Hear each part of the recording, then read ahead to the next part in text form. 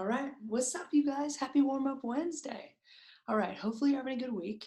Here's what's going on. This week, we're actually going to take a couple questions we've got in, and we're going to progress one of our movements from last week.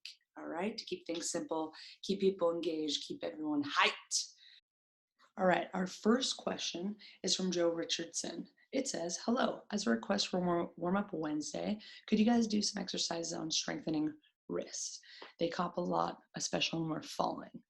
So this is a great point. And something I want to point out is that wrists are actually the second most common injury when we're skateboarding. To me, in my experience with folks that I've taught and even my own skating, I really think it's important that we are being mindful of how we are falling. And so main thing I want to show you is this. All right, so first thing we want to think about, anytime we're falling forward towards the front of our body, we want to make sure that we're never locking out our elbows. We want to absorb the fall if we're falling to catch ourselves. You never want to keep everything locked out. It puts a lot of pressure on our joints, so wrist and elbow. The other thing that we don't talk a lot about is that if you're falling backwards, you want to make sure that you're not locking out your arms to catch you. This is one of the most common ways people break their arms or their wrists. So when you fall backwards, you actually want to try to avoid using your arms, tuck your chin, and you want to try to roll onto your side or even onto your back properly. All right, y'all, so question number 2 is coming from Carissa Smithereens, which says, just watched your rehab video on ankles and was wondering if you have any tips on hip flexor spasms.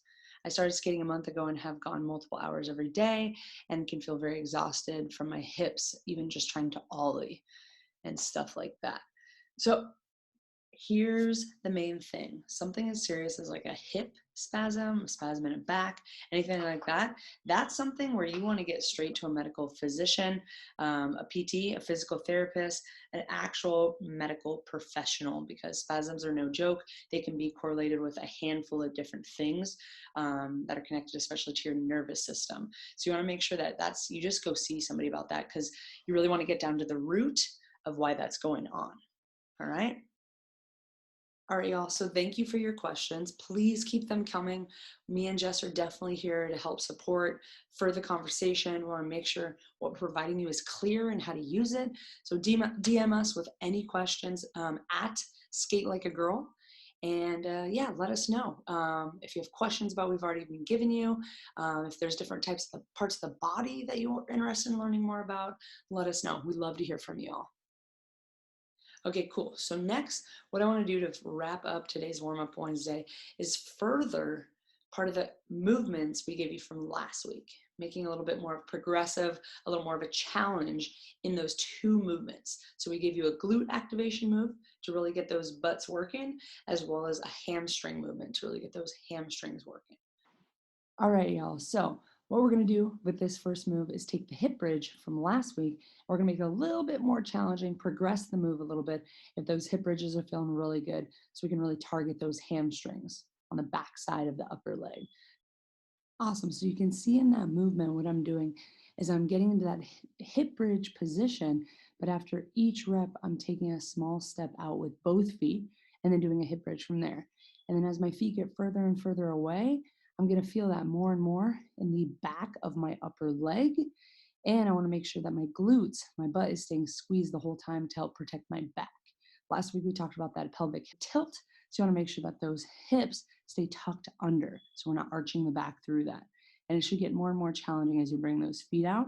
The goal is to do our best to get our feet all the way out where we're almost totally flattened out on the floor, and then bring them back in. And you want to make sure you're holding it a second at the top of each movement as best you can.